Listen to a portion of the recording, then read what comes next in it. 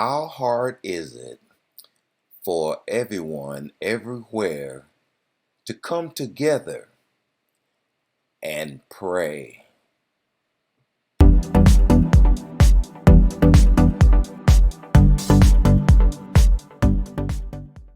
Matthew's Gospel, chapter by chapter and verse by verse.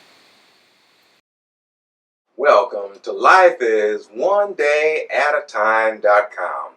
I'm Minister Chestnut, and thanks for joining me again on another old-fashioned Bible study.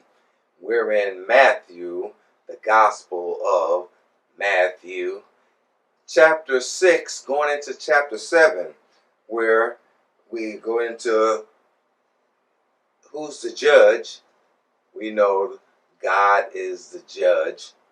We go into the interest into the kingdom, false prophets, obedience to the word, more characters, and then the authority in the name of Jesus at the end of chapter 7. So we continue in the Gospel of Matthew, but first, I'd like to wish you grace, mercy, and peace for each and every day, because life is one day at a time.com.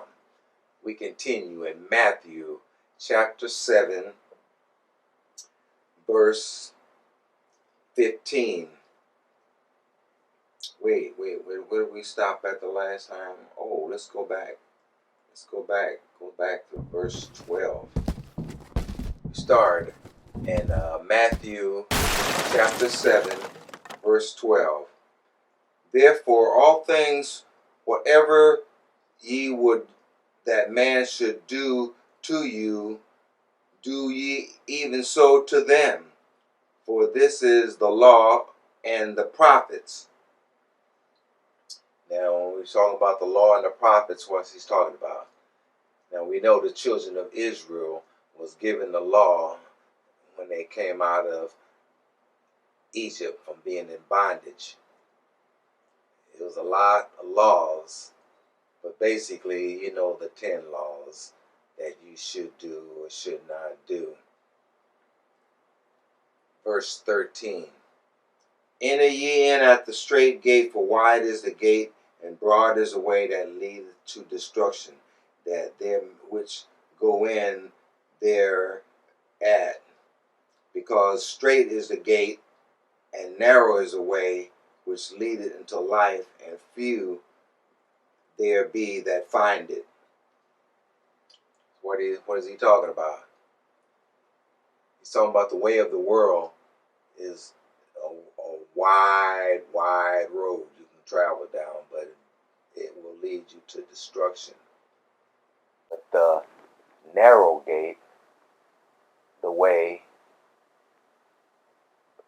of God, by getting into it, by reading and believing and having faith, having a relationship, that's a narrow road, because you have to focus your attention on the road and not the world.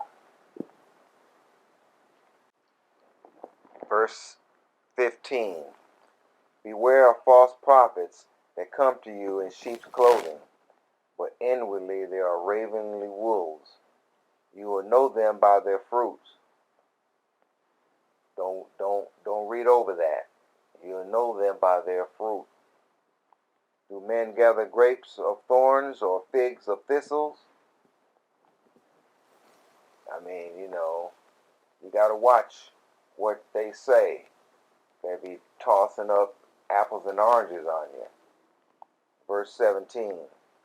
For every good tree does bring forth good fruit, but a corrupt tree bring forth evil fruit. A good tree can not bring forth evil fruit, neither can a corrupt tree bring forth good fruit. If you got a good tree, you're going to get good fruit. If you got a corrupt tree, you're going to get corrupt fruit. Simple as that. You can't get apples from an orange tree. Verse 19. Every tree that brings not forth good fruit is hewn down and cast into the fire. Therefore, by their fruits you shall know them. If you got a tree that's not giving up any good fruit, cut it down. Verse 21. Not everyone that says to me, Lord, Lord, shall enter into the kingdom of heaven, but he that does the will of my Father which is in heaven. Now that's deep. I mean, it gets deeper. But let's keep it light right here as we continue. Chapter 7, verse 22. Many will say unto me in that day, Lord, Lord, have we not prophesied in thy name, and in thy name cast out devils, and in thy name done many wonderful works? And then I will profess unto them, I never knew you. Depart from me, ye that work iniquity. Now, what does it mean? See, you have a lot of people out there doing a lot of stuff. Some good stuff, and they prophesying and they casting out devils. But where is their heart really? I mean, what's the motive? I mean, we got to get to the FBI, a firm believer in Jesus Christ, and get to the facts.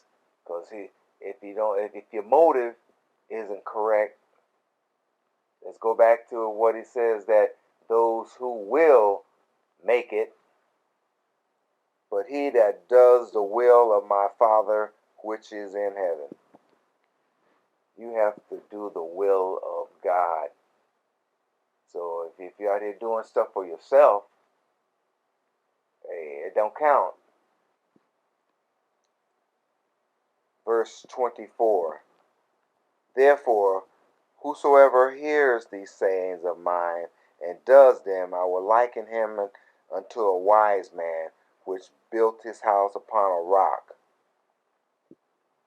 Now, this is getting deep. Fasten your seatbelts, because this is characters. This is, daily living.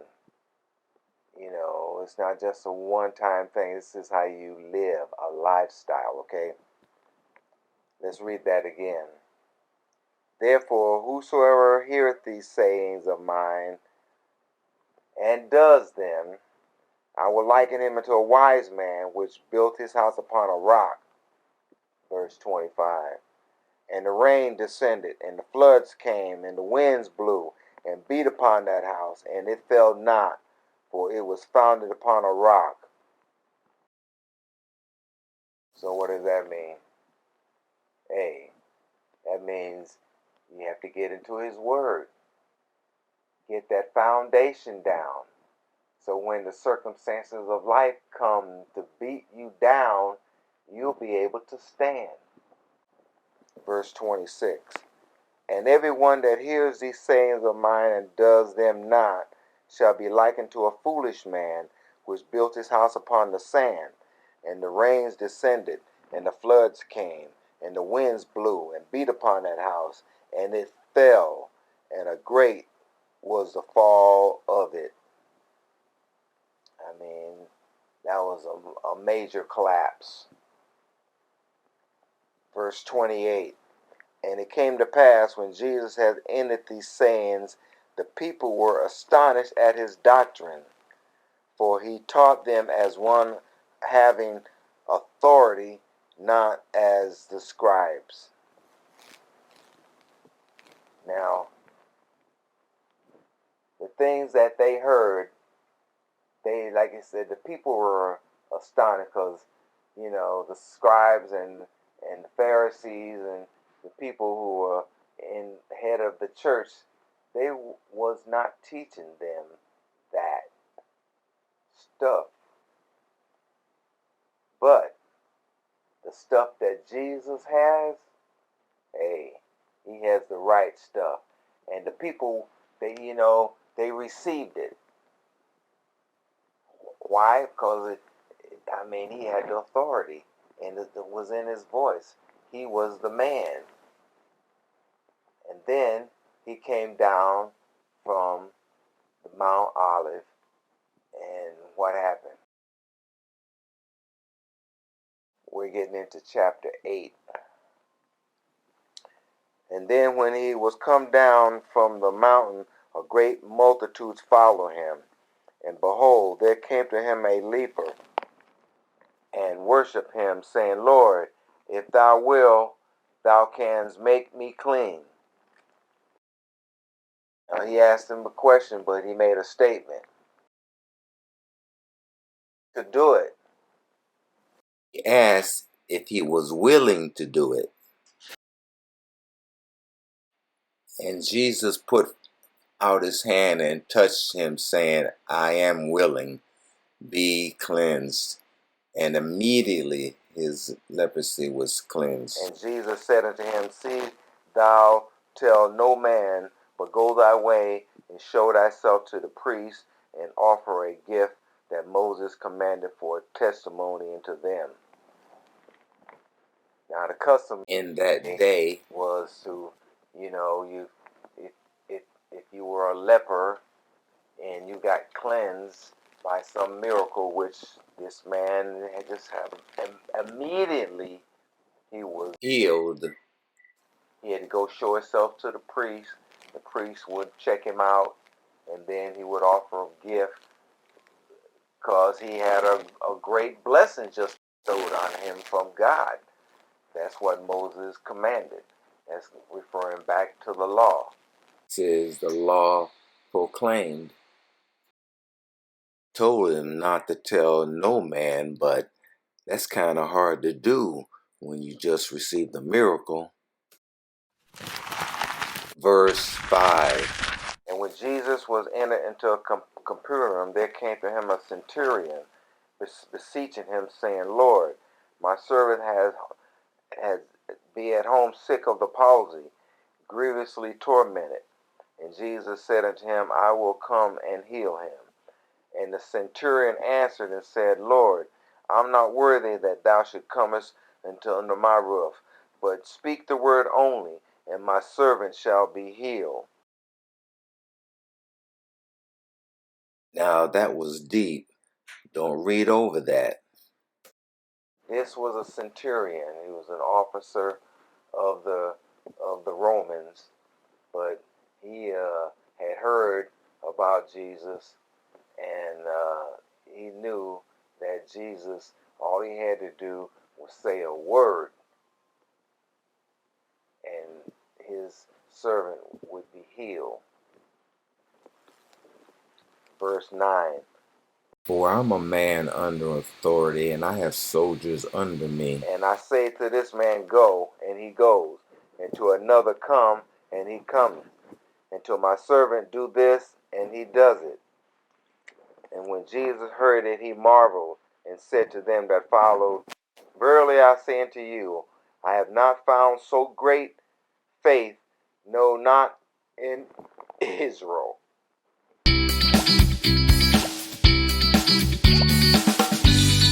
And I say unto you that many shall come from the east and from the west, and shall sit down with Abraham and Isaac and Jacob in the kingdom of heaven. But the children of the kingdom shall be cast out into utter darkness, and there shall be weeping and gnashing of teeth. And Jesus said unto the centurion, Go thy way, and as thou hast believed, so be it done unto thee. And the servant was healed in that same hour. That's the authority that Jesus had. Now, this is, his ministry is kicking up. You got multitudes of people following him each and every day. He just taught on Sermon on the Mount, bringing people up to date on what's going on right now as he was teaching it.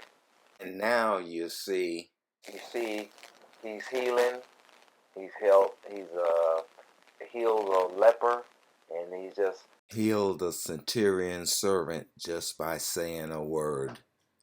so, like I said, power of life and death is in the tongue. And I'm saying, may grace, mercy, and peace follow you until next week.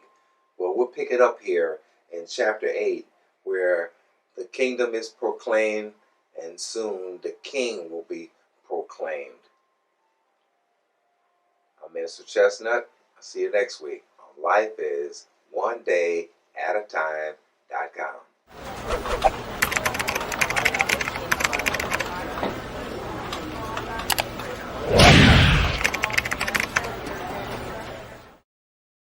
How hard is it for everyone everywhere to come together and pray?